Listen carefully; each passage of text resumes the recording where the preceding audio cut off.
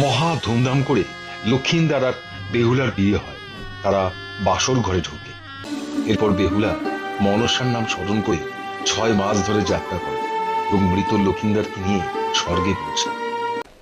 না না, তা কি করে সম্ভব? কেন মা, সেই কবে কি হয়ে গেছে? তুমি তো সবই জানো মা, কেন শুধু শুধু আমায় কষ্ট দিচ্ছ? তুমি ওর প্রাণ ফিরিয়ে দাও। কিন্তু তোমার শ্বশুর যে আমাকে পুজো দেন না। তুমি তুমি তার ছেলের প্রাণ ফিরিয়ে দিলে নিশ্চয়ই তিনি তোমায় পুজো দেবেন।